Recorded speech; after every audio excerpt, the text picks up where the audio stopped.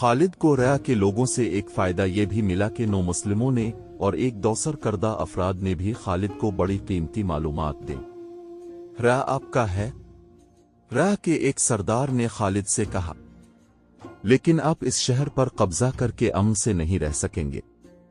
आपको शायद ये मालूम होगा कि रया के अर्द गिर्द 4 किले हैं, जिनके किलेदार मुख्तलिफ कबीलों के सरदार हैं और हर एक किले में ईसाई अरबों की फौज मौजूद है। अगर हमने फारिस के नामवर सालारों को शिकस्त दे दी है तो उन कलादारों को शिकस्त देना शायद मुश्किल ना होगा। खालिद ने कहा और पूछा, किलों की फौजें लड़ने में कैसी हैं? हर एक सिपाही जान लाड़ो देगा। मजूस ने कहा, हम इन फौजों को फारिस की फौजों की निस्बत ज्यादा ताकतवर और जरी समझते हैं।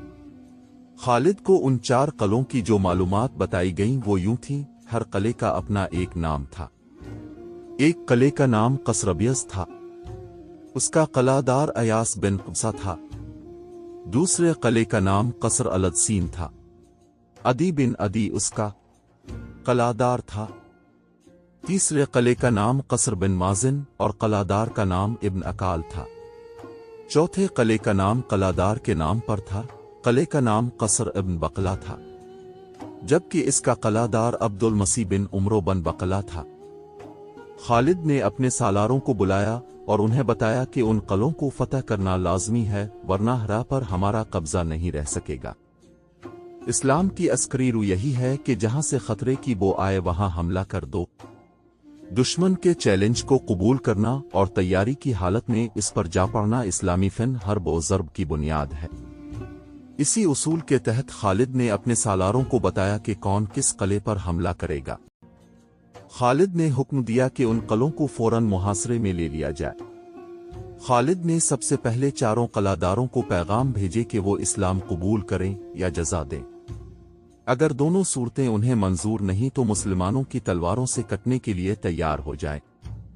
तमाम किलादारों ने बड़ी दिलेरी से जवाब दिया कि वो ना अपने किलों से दस्तबरदार होंगे ना अपने मजहब से।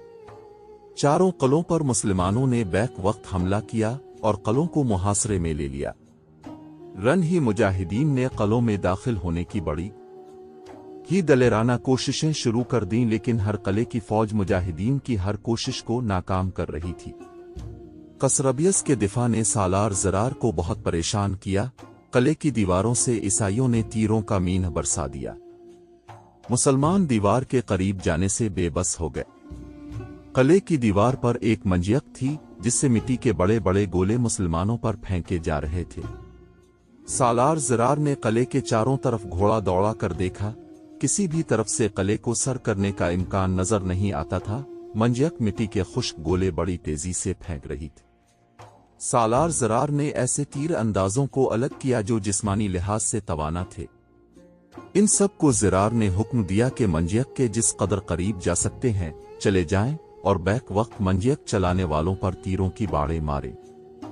तीर अंदाज जोश व खरूश से आगे बढ़े, ऊपर से उन पर तीरों की बोछेड़ी आए और उसके साथ ही मंजियक के फेंके हुए मिट्टी के गोले भी आने लगे।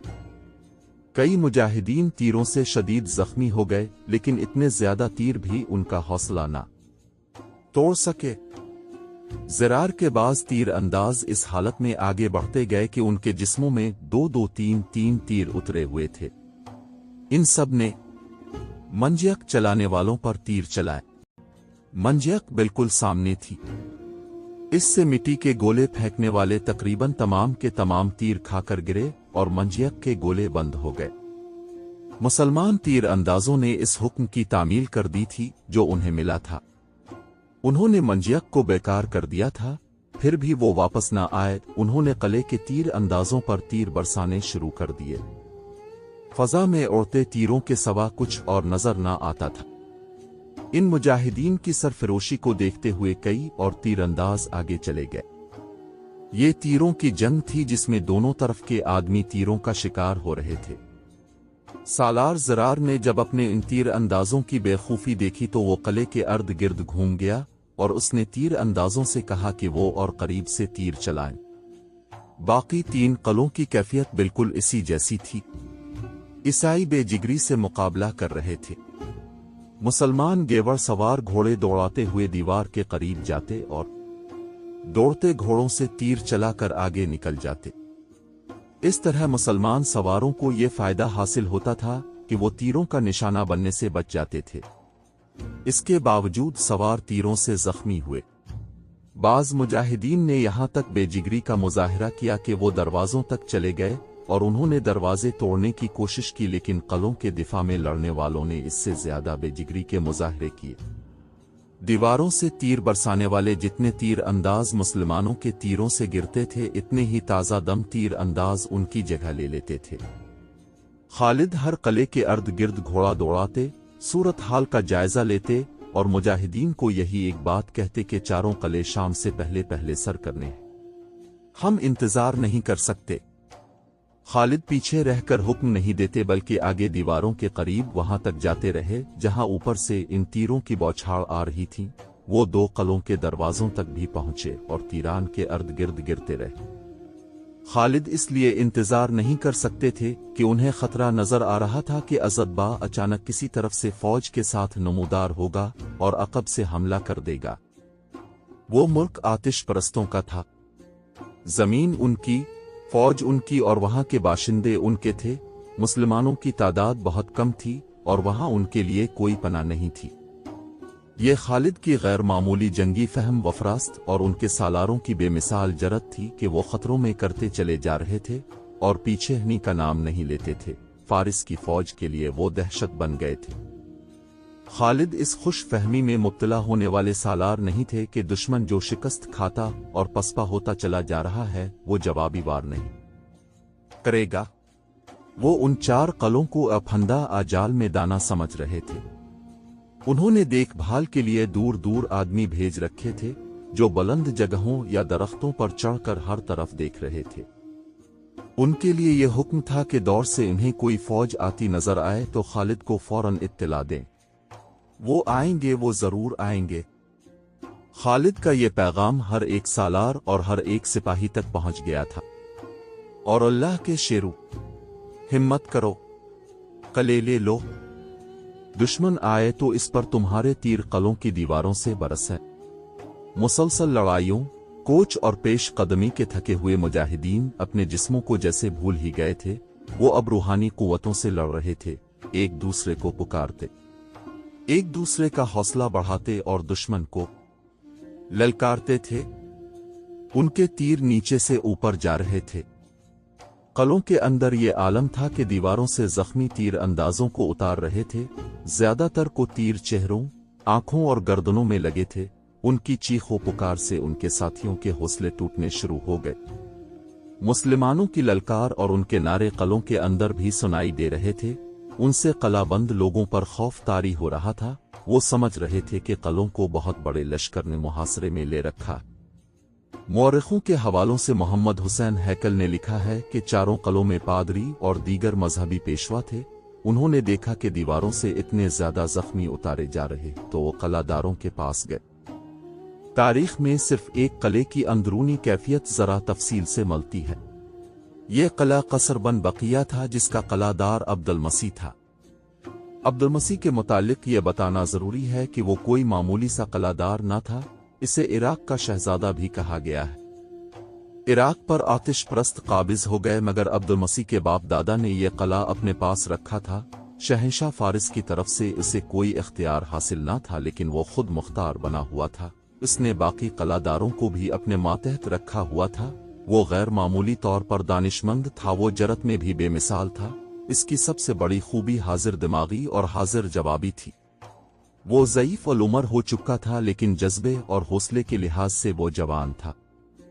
उसने नौशेरवां आदिल का जमाना भी देखा था। इससे अंदाजा होता है कि उसकी उम्र खासी ज्यादा थी।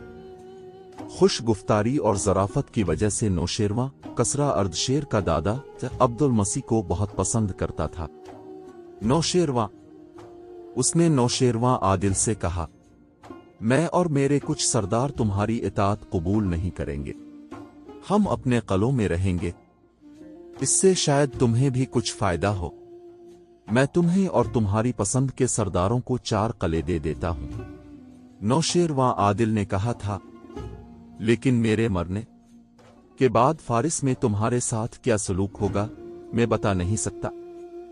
तुम्हारे मरने के बाद फारिस की शहंशाही का ज़वाल शुरू होगा। अब्दुल मसीह ने कहा था, इतनी अच्छी बातें करने वाली ज़बान से मैं ऐसी बात सुन नहीं सकता। नौशेरवा ने कहा था, क्या तो मुझे बद्दुआ दे रहा है या फारिस के ज़वाल का बाइस तो खुद बनेगा? दोनों बातें नहीं।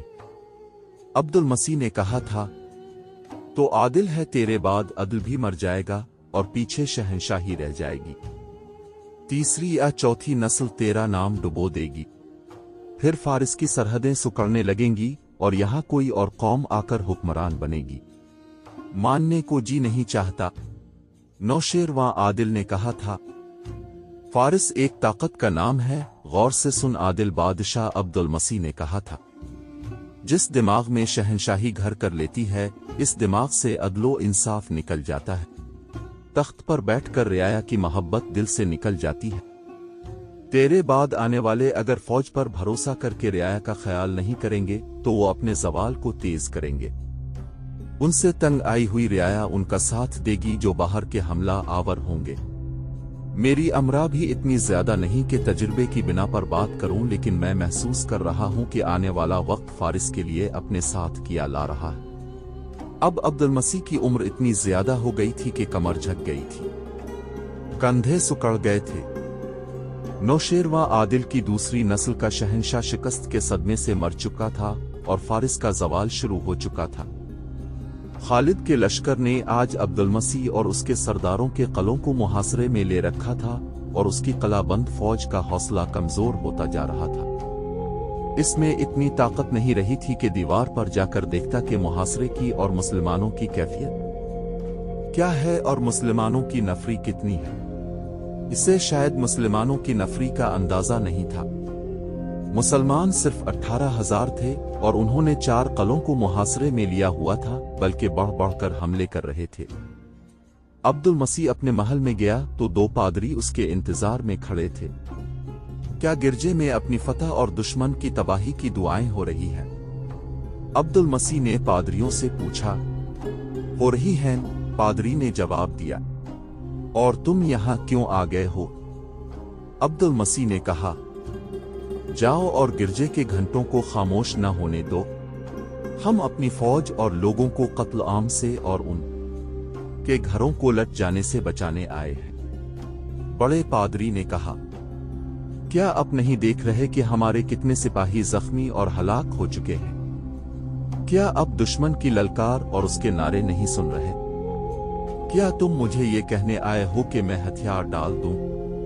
आपकी जगह कोई और कलादार होता तो हम ऐसा मशवरा कभी नहीं देते। दूसरे पादरी ने कहा, लेकिन अब दानिशमंद और तजुर्बाकार हैं। जो आप समझ सकते हैं वो कोई और नहीं समझ सकता। हकीकत को देखें। इससे पहले कि मुसलमान कला सर कर लें और कले में दाखिल होकर कत्ल आम और लूट मार करें और हमारी औरतों को अपने साथ ले जाएं, अब कला कुछ शराइत पेश करके उनके हवाले कर दें। ये बहुत बड़ी नेकी होगी। मुझे सोचने दें। अब्दुस समी ने कहा, सोचने का वक्त कहाँ है? पादरी ने कहा, ऊपर देखें। मुसलमानों के तीर दीवारों के ऊपर से अंदर आ रहे हैं और वो देखें, जख्मियों को कंधों पर उठाकर ऊपर से नीचे ला रहे हैं। क्या आप देख नहीं रहे कि दीवार पर और बुर्जों में हमारे तीर अंदाजों की तादाद किस तेजी से कम होती जा रही है? नाहक खून ना होने दें। कले के बाहर मुसलमानों के हिले और तीरों की बौछारें तेज हो गई थी, हालांकि उनके जख्मियों और शहीदों की तादाद बढ़ती जा रही थी। अब्दुल मसीह ने पादरियों की मौजूदगी में कासिद को भेजा कि वो कले के दिफा की सूरत हाल मालूम करके फौरन आए। कासिद ने वापस आकर जो सूरत हाल बताई वो उम्मीद अफजा नहीं थी। दूसरे कलों की कैफियत भी ऐसी ही थी जो ईसाइयों के हक में नहीं जाती थी। कले का दरवाजा खुल गया। एक ज़ईफ अलउमर आदमी घोड़े पर सवार बाहर निकला। इसके साथ 2-3 सरदार थे। इनमें से एक सरदार ने बुलंद आवाज से कहा कि वो दोस्ती का पैगाम लेकर बाहर निकले हैं। उनके पीछे कले का दरवाजा बंद हो गया। हम तुम्हारे सालार से मिलना चाहते हैं। सरदार ने बुलंद आवाज से कहा। दीवार से तीर आने बंद हो गए थे। मुसलमानों ने भी तीर अंदाजी रोक ली। खालिद को किसी ने बताया कि दुश्मन बाहर आ गया है। कौन है वो? खालिद ने पूछा।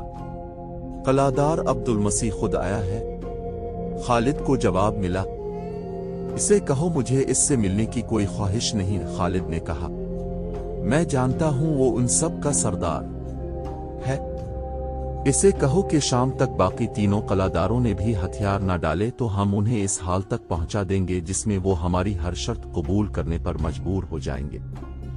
किसी एक को भी जिंदा नहीं छोड़ा जाएगा। जब अब्दुल मसीह को खालिद का यह पैगाम मिला तो जान गया कि फतह आखिर मुसलमानों की ही होगी। उसने इसी वक्त अपने सरदारों को दूसरे कलों की तरफ दौड़ाया। दूसरे कलों के अंदर भी यही कैफियत थी जो अब्दुल मसीह के कले के अंदर थी। फौजों का हौसला कमजोर पड़ गया था और लोगों पर खौफ और हरास तारी था।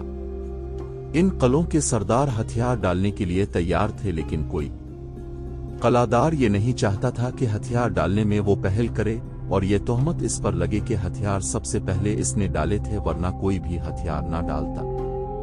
अब्दुल मसीह का पैगाम मिलते ही उन्होंने तीर अंदाजी बंद कर दी और तीनों कलादार बाहर आ गए। उन्हें खालिद के सामने ले गए। उस वक्त खालिद एक घने दरख्त के नीचे खड़े थे। क्या तुमने हमें कमजोर समझकर हमारा मुकाबला किया था? खालिद ने इन कलादारों से कहा, क्या तुम भूल गए थे कि तुम अरबी हो? क्या तुम्हें यह भी याद नहीं रहा कि हम भी अरबी हैं? अगर तुम भी होते तो भी तुम्हें यह उम्मीद नहीं रखनी चाहिए थी कि तुम इस कौम को शिकस्त दे सकोगे जो अदलो इंसाफ में यकता है और जिसकी तलवार की धाक बैठी हुई है। तो जो कुछ भी कहना चाहता है कह सकता है। ज़ईफ अल उमर अब्दुस्समी ने कहा, तो फाते है, हमें कुछ कहने का हक हासिल नहीं क्योंकि हमने तेरे आगे हथियार डाल दिए हैं। मशहूर मौरख अबू यूसुफ ने खालिद और अब्दुल मसीह के मुकालमे लिखते हुए ये भी लिखा है कि अब्दुल मसीह इस कदर बूढ़ा हो चुका था कि इसकी भनवें दूध की मानिंद सफेद हो चुकी थी और इतनी नीचे आई थीं कि उनसे इसकी आंखें ढक गई थीं। इस मौरख के मुताबिक खालिद अब्दुल मसीह से मुतासिर हुए। तुम्हारी उम्र कितनी है? खालिद ने अब्दुल मसीह से पूछा। 200 साल, अब्दुल मसीह ने जवाब दिया। खालिद ये जवाब सुनकर बहुत हैरान हुए। उन्होंने इस बूढ़े कलादार को और ज्यादा गौर से देखा जैसे उन्हें यकीन ना आ रहा हो कि ये शख्स 200 साल से जिंदा है। किसी भी मौरख ने अब्दुल मसीह की सही उम्र नहीं लिखी। वाकयात से पता चलता है कि उसकी उम्र 100 साल से कुछ ऊपर थी। तो ने बड़ी लंबी उम्र पाई है, खालिद ने कहा। ये बता कि इतनी लंबी जिंदगी में तुमने सबसे ज्यादा अजीब चीज क्या देखी है? नौशेरवा का अदल व इंसाफ, अब्दुल मसीह ने जवाब दिया। इस दौर में हुकूमत इसकी होती है जिसके बाजू में ताकत और हाथ में तलवार होती है, लेकिन नौशेरवा ने अदल व इंसाफ के जरिए लोगों के दिलों पर फतह पाई। तुम कहते हो कि मुसलमान अदल व इंसाफ में यकता है। मैं नौशेरवा को आदिल मानता हूं। तुम कहां से आए हो? खालिद ने अब्दुल मसीह से पूछा। कहां के रहने वाले हो? एक गांव है, अब्दुल मसीह ने जवाब दिया। जहां तक कोई औरत भी सफर करे तो इसके लिए एक रोटी का एक टुकड़ा भी काफी होता है। क्या तुम अहमक नहीं हो? खालिद ने कहा। मैं पूछ क्या रहा हूं और तुम जवाब क्या दे रहे हो? मैंने पूछा था कहां से आए हो? अपने बाप की रीढ़ की हड्डी से। अब्दुल मसीह ने जवाब दिया। तुम कलादार बनने के काबिल कब हुए थे? खालिद ने झिंझला कर कहा। मैंने पूछा है तुम कहां से आए हो? अपनी मां के रहम है, अब्दुल मसीह ने जवाब दिया। खालिद ने जब देखा कि इस बूढ़े का बोलने का, सोचने का और जवाब देने का अंदाज मुज़हका खेज सा है तो उन्होंने तफरीतब के लिए इससे वैसे ही सवाल करने शुरू कर दिए। ये सवाल व जवाब तकरीबन तमाम मुअर्रिखों ने लिखे हैं। तुम कहां जाओगे? खालिद ने पूछा। आगे को, अब्दुल मसीह ने जवाब दिया। तुम्हारे आगे क्या है या खुर्द? अब्दुल मसीह ने जवाब दिया। तुम जानते हो कहां खड़े हो? खालिद ने पूछा। जमीन पर, अब्दुल मसीह ने जवाब दिया। खालिद इसकी बेरुखी और लापरवाही देखकर उसे ये एहसास दिलाना चाहते थे कि वो फातेह सालार आला के सामने खड़ा है। खालिद ने मालूम नहीं किया सोचकर इससे पूछा, तुम किस चीज के अंदर हो? अपने कपड़ों के अंदर, अब्दुस्समी ने कहा। अब खालिद को गुस्सा आने लगा। उन्होंने तंजिया लहजे में कहा, दुनिया कम अक्लों को तबाह करती है, लेकिन दाना लोग दुनिया को तबाह करते हैं। मुझे मालूम नहीं कि तुम कम अक्ल हो या दाना। मुझे सही जवाब तुम्हारे लोग ही दे सकते हैं। ये फातेह सालार, अब्दुल मसीह ने कहा। चींटी बेहतर जानती है कि उसके बिल के अंदर क्या कुछ रखा है, ऊंट नहीं बता सकता। खालिद ने चौंक कर अब्दुल मसीह की तरफ देखा। उनका गुस्सा खत्म हो गया। उन्होंने महसूस कर लिया कि यह शख्स अहमक या कम अक्ल नहीं। खालिद ने उसे अपने बराबर में बिठा लिया। अब खालिद के अंदाज में एहतराम था। ये बुजुर्ग, खालिद ने कहा, कोई ऐसी बात बता जो तो हमेशा याद रखना चाहता है। मुअर्रिख लिखते हैं कि अब्दुल मसीह गहरी सोच में खो गया। उसके चेहरे पर उदासी आ गई। उसने कले की तरफ देखा। मैं इस वक्त को याद किया करता हूं जब इन कलों के अकब में बहते हुए फरात में चीन के बहरी जहाज बादबान फैलाए आया करते थे।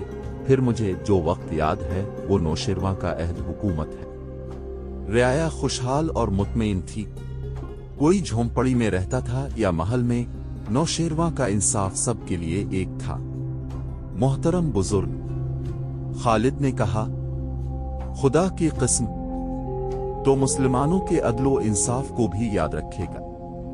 अगर तो अपने लोगों के साथ इस्लाम कबूल कर ले तो तेरी और तेरे लोगों की हिफाजत हमारे जिम्मे होगी। तुम सबको वही हुकूक मिलेंगे जो दूसरे मुसलमानों को मिलते हैं। अगर इस्लाम कबूल करने के लिए तो अपने आप को आमादा नहीं कर सकता तो तुझे और उन तमाम कलादारों को वो जिज़्या अदा करना होगा जो मैं मुकर्रर करूंगा। अगर तुझे ये भी कबूल नहीं तो फिर तुमने देख ही लिया है कि मुसलमान कलों को किस तरह सर करते हैं और उनकी तलवार की काट कैसी है।